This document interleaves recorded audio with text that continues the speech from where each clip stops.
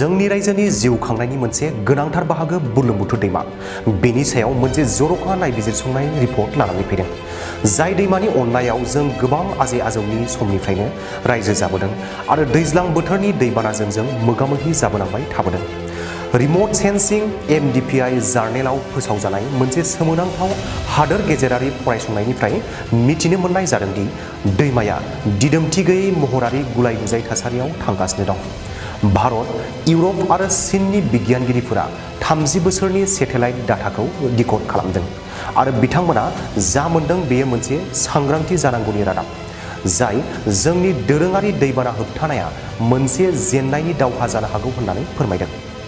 बे फरायसंनायनि गुदियाव मोनसे जाथाय दं जायखौ 3 बोसोर थाद'नाय बुंनाय जायो। बिजिरसंगिरिफोरा संना दिहुनो दि दैमानि महर, बेनि रुगुं आरो बेनि दंग'फोरा दैज्लां समाव हरखाब फिनजाथाय खालामा। बेनि सोलाय 3 निफ्राय 4 बोसोर गोबावनि उनाव बेनि फिनजाथायखौ नुनो मोनो।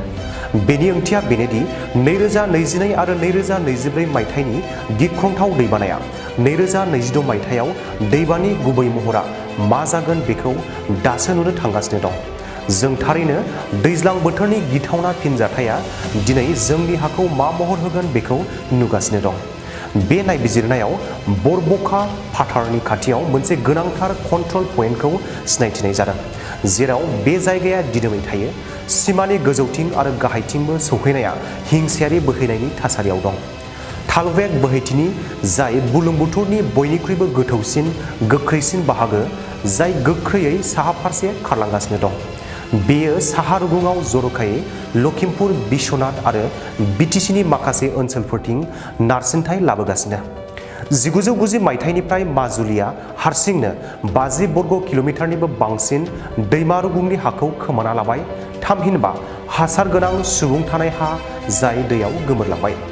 बेयो BTC ओनसोल आरो सा आसामनि थाखाय गाज्रि खौरां, मानोना दैमाया साहा फारसे आवगायलांगासिनो दं।